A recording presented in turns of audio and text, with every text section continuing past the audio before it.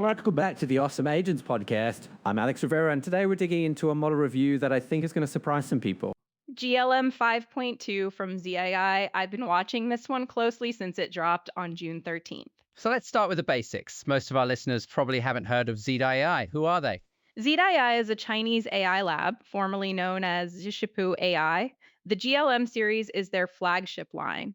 GLM 5.2 is the third major iteration in the GLM-5 family. And this is an open weight model, right? That's a big part of the story. Full MIT license, no commercial restrictions, no regional restrictions. You can download the weights and run them anywhere. That's the most permissive release at this capability level to date. Okay, so tell me what's under the hood here. It's a mixture of experts model, 744 billion total parameters, but only about 40 billion are active per token. That MoE setup keeps inference costs low for a model of this size. And that helps explain the pricing gap. Notably, ZII's API runs under 150 per million input tokens. GPT 5.5 is around $8 per million hour. Claude Opus 4.8 is in the same range as GPT 5.5. We're talking roughly 1/6 the cost. Now, cheap and open is interesting, but only if the quality is actually there. What do the benchmarks show? On SWE-Bench Pro, which is the main benchmark for real-world software engineering tasks, GLM 5.2 hits 62.1%. GPT 5.5 is at 58.6%. So GLM 5.2 is ahead there. And Claude Opus 4.8? Opus is at 69.2%. So there's a 7-point gap to the best proprietary model. That gap is real. On the hardest long horizon tasks, Opus is still ahead. But there's another benchmark you mentioned in the review that closes that gap considerably. Frontier SWE. It's designed for realistic agentic coding scenarios with tight feedback loops, closer to what developers actually do. GLM 5.2 is at 74.4% there. Opus 4.8 is at 75.1%.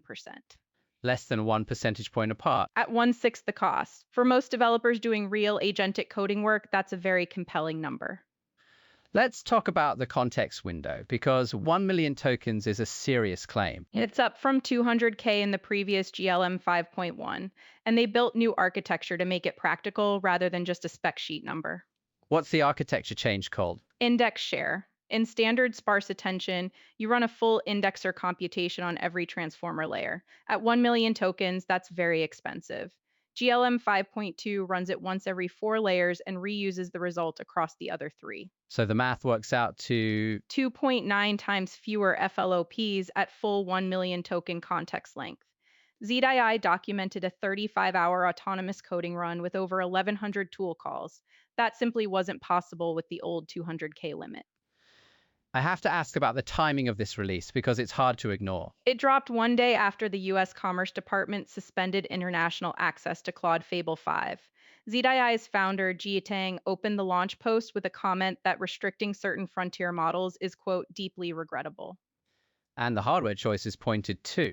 The entire model was trained on Huawei Ascend 910B chips, no NVIDIA hardware anywhere in the pipeline, which means it's immune to GPU export control scenarios. That wasn't an accident.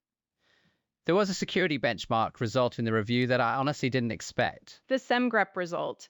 They ran GLM 5.2 on their IDOR vulnerability detection benchmark, the same dataset they used to assess frontier coding agents. GLM 5.2 scored 39% F1 with no scaffolding. And Claude Code? 32% on the same task. So an open weight model beat a specialist frontier coding agent on a security reasoning task.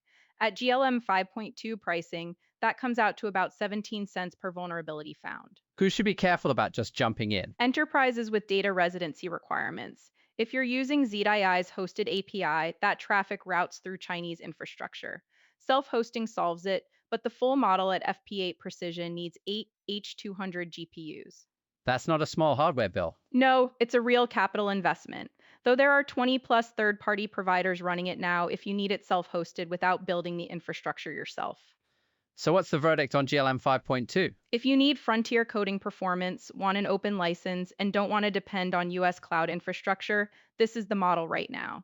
The gap to Opus is real, but it's narrow on the benchmarks that matter most for agentic work.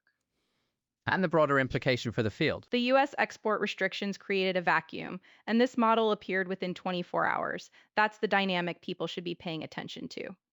All right, that's GLM 5.2. Full review with all the benchmarks is at awesomeagents.ai. Thanks for listening, and we'll see you next time.